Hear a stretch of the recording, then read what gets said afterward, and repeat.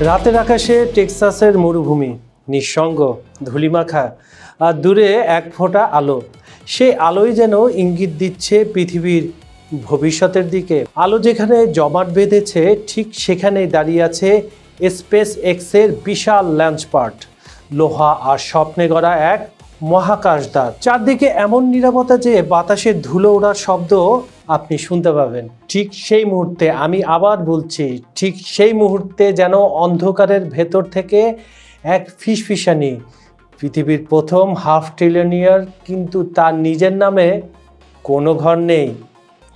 দূর থেকে একটি ধূসর পিকআপ এগিয়ে আসে। হেডলাইটের আলো লঞ্চ প্যাডের গায়ে ছিটকে পড়ে আর দরজা খুলে নেমে আসেন Elon Musk. Elon Musk is suing the maker of ChatGPT. Richest man and owns SpaceX, Tesla and Twitter. $50,000 কোটি মালিক, কিন্তু আজ রাতেও তিনি ফিরবেন মাত্র $50,000 ছোট্ট প্রিফ্যাব্রিকেট ঘরে। এক টেকনোলজি সম্রাটের ঘর, কাগজে কলমে লস অ্যাঞ্জেলেসের একটি গড়মানের অ্যাপার্টমেন্টের ভাড়ার চেয়েও কম দামের। আপনি যদি নিউ ইয়র্কে থাকেন, আপনি যে গড়মানের যে মানে মিডল ব্যয়ের যে আপনি ফ্ল্যাটে থাকেন, তার চেয়েও কম দামে ঘরে ইলন মাস্ক থাকে। কি বিশ্বাস হয়? আমারও প্রথমে বিশ্বাস হয়নি। আপনারা দেখতে থাকুন, আপনাদের তারপরে বিশ্বাস হয়ে যাবে। পুরো ভিডিওটি দেখুন। এই বিপরীতে ইলন মাস্কের জীবন, একদিকে মহাকাশ জয়ের অদম্য স্বপ্ন, মানুষের ভবিষ্যৎ বদলে দেওয়ার পরিকল্পনা, আর অন্যদিকে নিজের জন্য পুরনো গদি ব্যবহার করা, গদি বলতে বিছানার গদির কথা বলা হয়েছে, আর নতুনটি কিনতে না চাওয়ার অনীহা।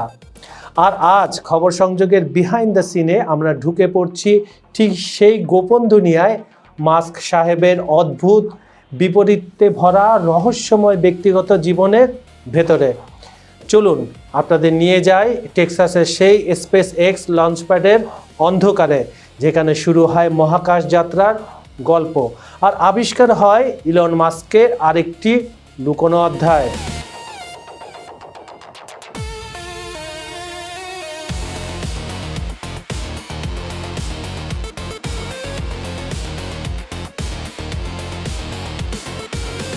আমাদের ভিডিওগুলো আপনারা কোন দেশ থেকে, কোন শহর থেকে, কোন বিভাগ থেকে, কোন জেলা উপজেলা, এমনকি কোন এলাকা থেকে দেখছেন লিখে জানান। চলুন তাহলে টেক্সাসে।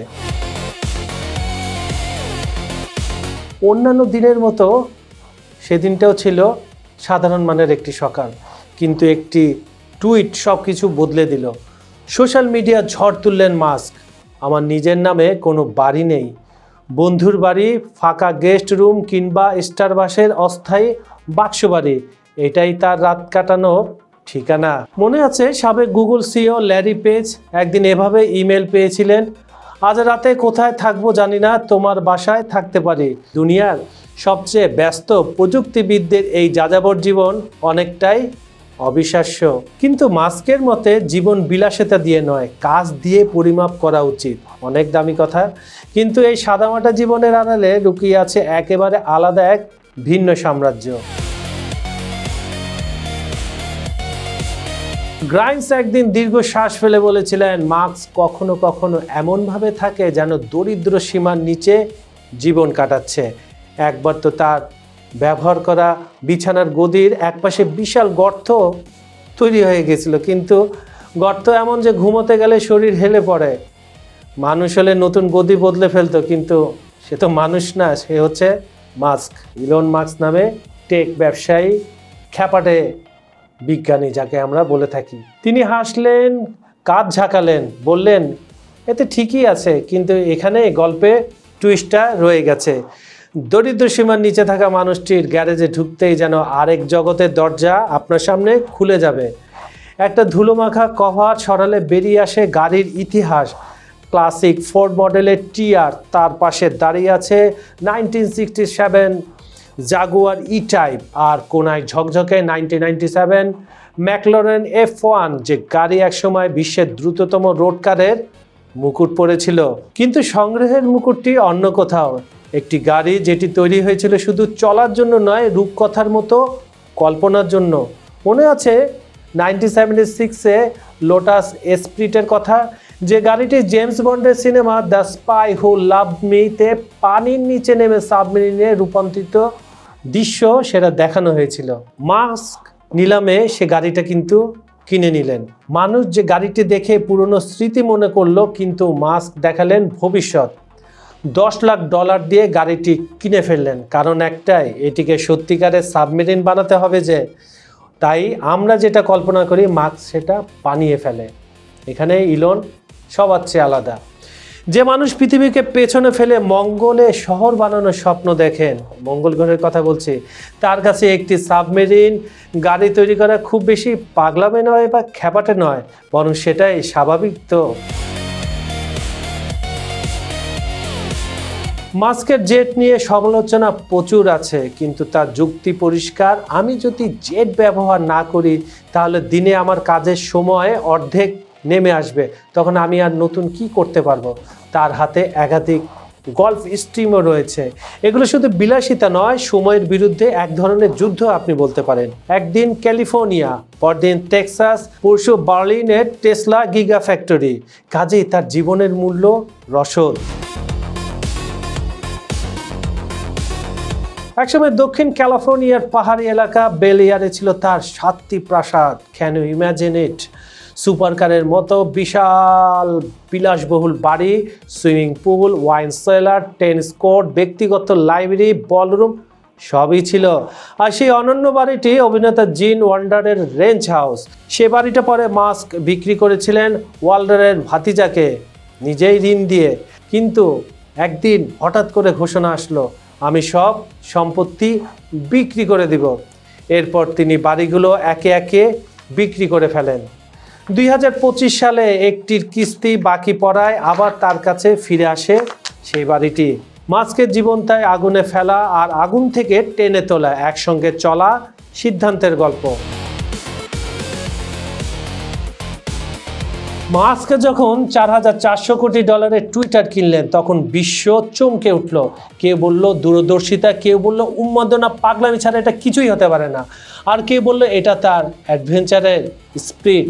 এটি শুধু একটি সোশ্যাল নেটওয়ার্ক কেনা ছিল না, এ ছিল ক্ষমতার নিয়ন্ত্রণ, জনমত গঠনের কেন্দ্র দখল এবং নিজের রাজনৈতিক ও প্রযুক্তিগত দৃষ্টি বাস্তবে রূপ দেওয়ার প্রচেষ্টা।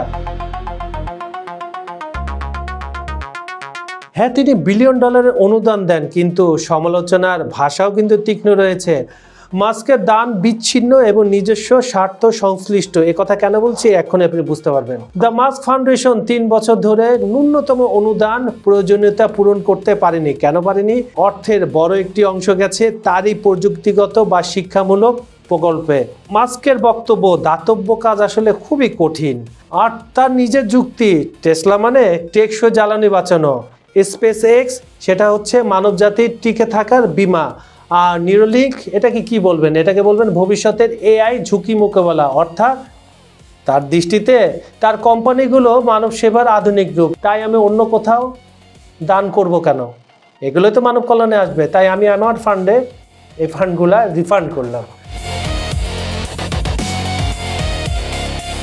গল্পের শেষ প্রশ্নটা আবার ফিরে আসে, $50,000 কোটি দিয়ে তিনি কি করেন?